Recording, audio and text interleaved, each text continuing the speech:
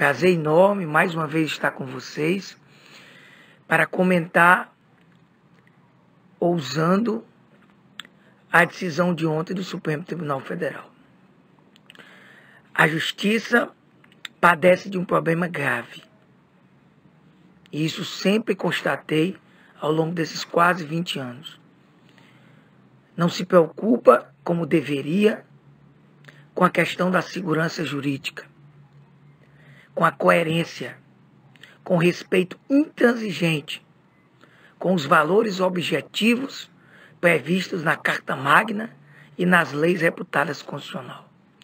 Um processo não pode ter capa, como diz inclusive um dos ministros, que respeitei e respeito a sua posição de incoerência entre o julgamento anterior e o julgamento de ontem. O processo só tem conteúdo. O processo deve analisar sempre se os atos normativos foram ou não violados. E no caso de ontem, como disse em minhas redes sociais, mesmo respeitando a posição da maioria, que deve inclusive ser cumprida objetivamente por todos nós, juízes, mas que nos dá o direito, penso eu, não só como juiz de expor, inclusive sou juiz e professor, mas como cidadão, de expressar a minha liberdade de pensamento e alicerçado no voto proeminente, substancioso do ministro Fachin e dos que lhe acompanharam, em especial o ministro Barroso, que chamou a atenção justamente a questão da incoerência. Ora, a Constituição Federal é clara.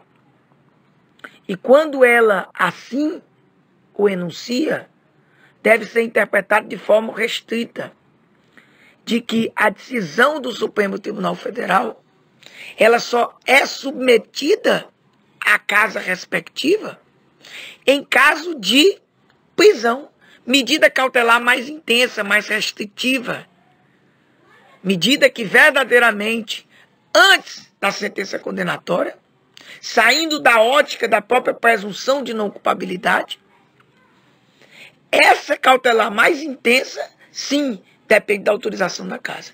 Mas não as outras, chamadas cautelares diversas da prisão, previstas de modo específico e já outrora deliberadas em circunstâncias por alguns juízes, como me coloco dentre eles, e registrei no meu livro Manual de Prisão e Soltura sob a Ótica Constitucional, as medidas cautelares diversas estabelecidas hoje no artigo 319 do Código de Processo Penal, por força da Lei 12.403/2001. Inclusive, os interessados podem estudar esse tema de graça num curso que eu tenho no nosso site do Instituto Novo Eleitoral. Mas voltemos. Ora, o raciocínio lógico formal de quem pode o mais, pode o menos, não pode prevalecer quando o Supremo Tribunal Federal, indiscutivelmente, é o órgão competente para dizer a última palavra em termos de direito, não pode submeter-se a nenhum outro poder, não é porque é maior, é porque constitucionalmente foi dado a ele a função de dizer a última palavra, de fazer valer com relação a qualquer cidadão o direito constitucional de acesso à justiça numa ótica material. Então cabe a ele analisar se a lesão ameaça de lesão ao direito. E ele o fez na análise de um processo que seguia o curso normal e então somente afastou do exercício por uma coisa muito simples. Porque pode assim fazer e não depende de autorização. E ontem, com todo respeito, o STF acovardou-se. Não vou dizer que a decisão foi política, não vou a tanto, mas foi uma decisão que não exerceu na plenitude a sua atribuição constitucional, indiscutível, e que nos traz, no mínimo, um dever de questionar por que o pau que bate em Chico não bate em Francisco quando deveria ter batido. Ou como eu sempre venho dizendo, prevaleceu a tese do cachorro morto. Para Cunha, valeu, inclusive, com fundamentos substanciosos na linha hora trazida. E que ontem, sabe-se por quê, não sabe-se, melhor dizendo, tivemos essa mudança. Difícil de compreender mesmo. Por isso que eu digo, padecemos de um problema interno grande. Como podemos fazer valer os nossos precedentes se nós mesmos não cumprimos internamente os precedentes? Fica complicado.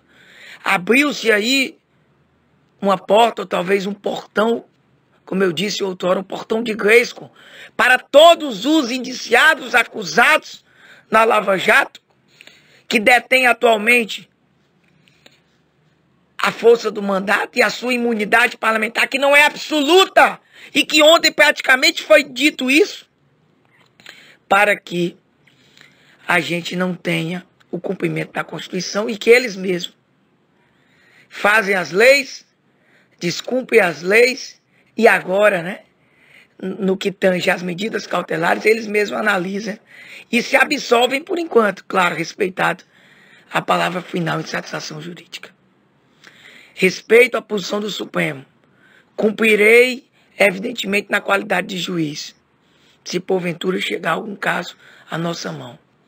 Mas como cidadão, expressarei a minha indisfarçável oposição e como professor lutarei, exercendo meu direito de crítica na cátedra, tentando, quem sabe, pelo devido processo legal, que a gente possa avançar e trazer segurança jurídica, revisitando esse tema e deixando claro que quem diz a última palavra é o Supremo Tribunal Federal e que ele seja sempre supremo e não como ele foi ontem.